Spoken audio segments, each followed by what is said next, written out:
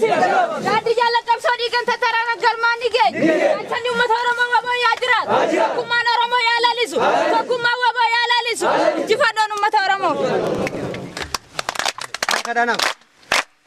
Yaa dhidee.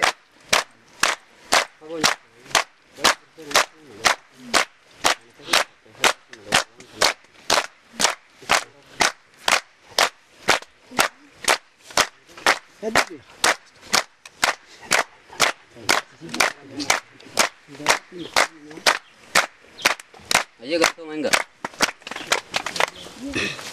Baga nagaan geessan. Baga nagaan geessan guyyaa majii tokko nagaan hobbaaftanii 2011 keessummaan keenya fi qabsaa'onni kakoo dardarran jajjaboo shamarran lollookoo dardarran jajjaboo shamarran lollookoo. Sakandiif daqiiqaan yeroon darbaa deem guyyaan torbanitti ji'aaf waggaa jenna darabeedhaan fuudhee kaan kaanitti kenna haala uumaadhaati nus akkasii beenna haala uumaadhaati nus akkasii beenna.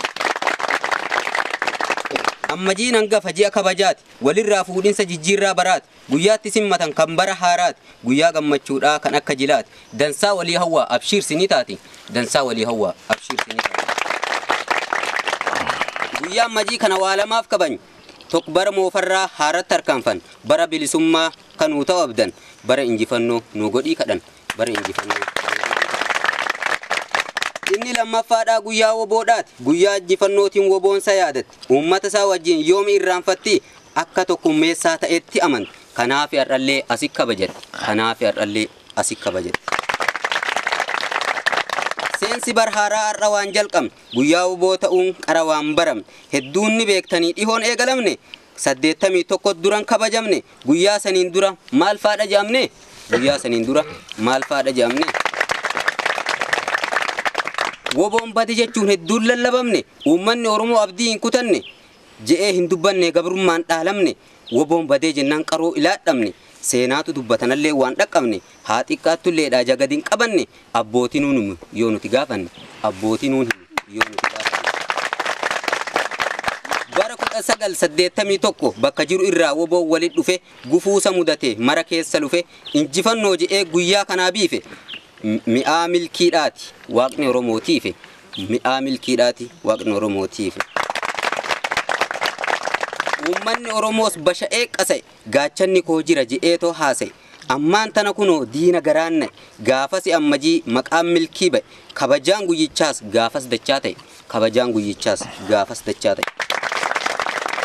Obboleeyyan kiyyaa qabsaa'onni dirree haa jajjabeeffannu kaayyoor jala hiriirre taqaraan hin dhiifnu haagoon irbuumirre nuti aarsaa taanee uummanni Oromoo haa bilisoomure nuti aarsaa taanee uummanni Oromoo haa bilisoomure.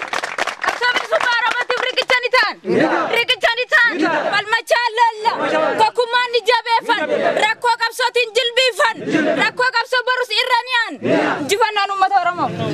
Uummanni Oromoo warri biyya keessaa qabsoo kan kee dhiiftee yoomi gadi teessa diinni miidiyaadhaan afaan si faajjessa guddina mul'anne kijibee odeessa ija si hagugee jaamaa si fakkeessa fira uf fakkeessa diinni inni kaleessa woboo jabeeffadhu yoos galii kee geessa woboo jabeeffadhu.